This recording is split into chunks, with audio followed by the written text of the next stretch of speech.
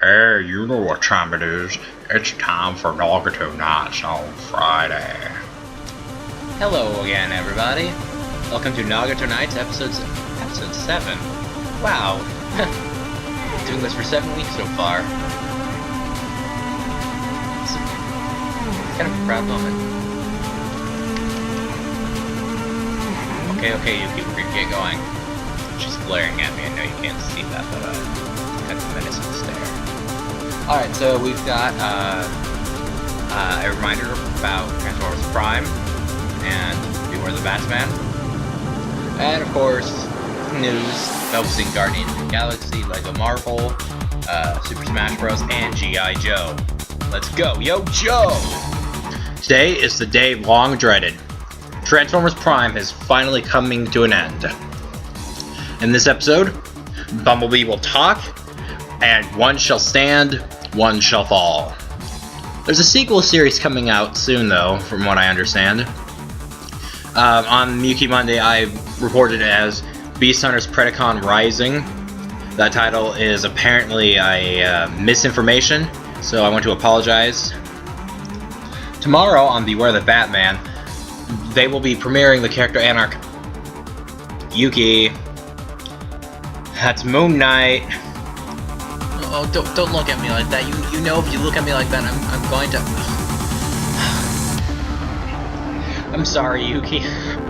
I'm sorry I scolded you about that. Please forgive me. Anyway, here's what Anarchy looks like.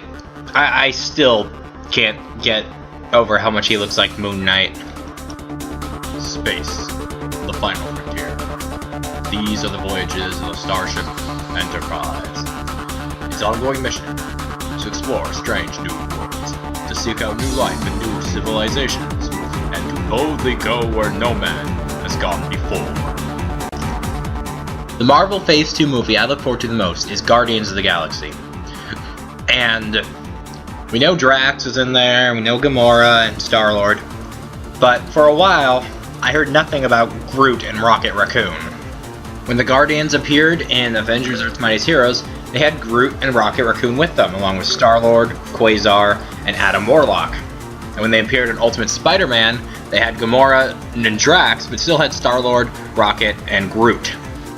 Director James Gunn said that the entire movie hinges on Rocket Raccoon, which I was really excited about because I love Rocket Raccoon. He's amazing.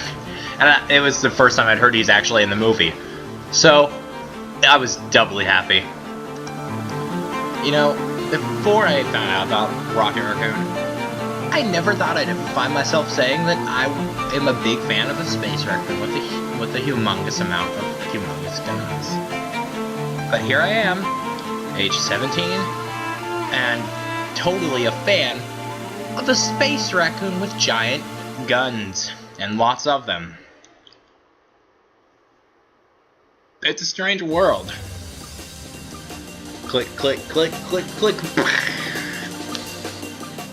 The LEGO games are always fun, but LEGO Marvel Superheroes is the first one I've been anticipating in advance. That doesn't mean the other games weren't fun. This is just the one I'm most excited for. And of course, there are characters that people want in the game. The characters I most want in the game are Moon Knight, Taskmaster, and X-23. Not necessarily in that order, that's just the order of probability, I would say. X-23 being the least probable. The link is in the description. I do not remember the name of the website off the top of my head, so I'm not going to bother looking it up. But anyway, so this site had a gameplay demo, and really all they did was sit in a room and showcase the characters. And one of the characters was Stan Lee. Stan Lee has all the characters' powers. When his health is depleted, he turns into an adamantium skeleton. He has Spider-Man's web abilities. He has heat vision. And he can turn into the Hulk. Stan the Hulk. As if Stan Lee wasn't awesome enough. He's the Hulk now. Spider-Man, Hulk, Wolverine, who am I forgetting? Heat vision, so probably Cyclops, unless the Human Torch is typically fire through his eyes. Oh, also in the video, they make a point about how excited they are that Human Torch actually says, "Flame on!" when he flames on. See why that's a big feel I would expect such a thing. I don't know how I'm going to introduce the next subject, so we're just going to click away and start. Super Smash Bros. Brawl made an innovation in the Smash Bros. Franchise. Said innovation, the Subspace Emissary, was more or less not well received. I enjoyed it. A lot of people didn't. Now, Subspace Emissary was not necessarily the best story mode they probably could have done. But hey, you know what? I'm not gonna complain about it. I mean, at least they tried.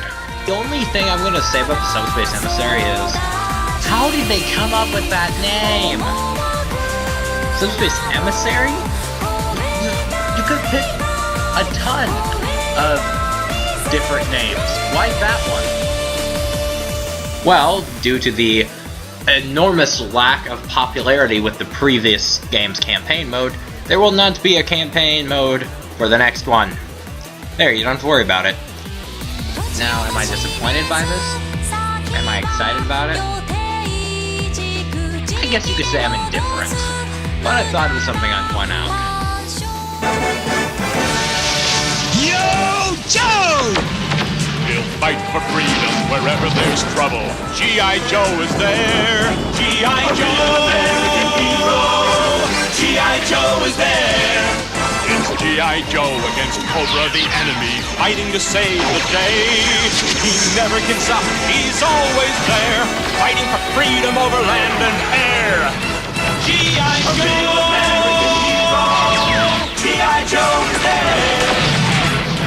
G.I. Joe is the code name for America's daring, highly trained Special Mission Force. Its purpose? To defend human freedom against Cobra, a ruthless terrorist organization determined to rule the world. He never gives up, he'll stay till the fight's won. G.I. Joe will dare. G.I. Joe! G.I. Joe! While it didn't do too well at the box office, just like its predecessor, G.I. Joe Retaliation honestly has to be one of my favorite movies. And if you notice, Duke's face is cut off right there. I thoroughly enjoyed the inclusion of Jinx, one of my all-time favorite Joes, as well as Cobra Commander's return to his classical looks. I'm not going to go into all the details, but director John M. Chu has started talking about G.I. Joe 3. It'll include the return of Dwayne "The Rock" Johnson's Roadblock, and Joseph Colton, played by Bruce Willis. The link is in the description so you can check out everything he said. I'm excited. I want more G.I. Joe. I was never a fan of G.I. Joe until I saw Rise of Cobra. Now, looking back on it, I'll say Rise of Cobra is pretty cheesy. It's not that great. But it got me into it. I remember sitting there in the movie theater, we went to see Revenge of the Fallen. Terrible decision. And we're sitting there, me and the chimp, and we're watching the commercial. And the commercial didn't say it was G.I. Joe until the end. So we're watching all this action, and I'm like, what movie is this? I want to see this movie. And then it says, G.I. Joe, The Rise of Cobra. And I turned to the chimp, and I'm like, I cannot believe I just said that I want to watch a G.I. Joe movie. And after that, I was and still am a big G.I. Joe fan. So we're not going to feature presentation tonight. Anyway, so I will see you guys all next week on Monday and on Friday. And see you guys.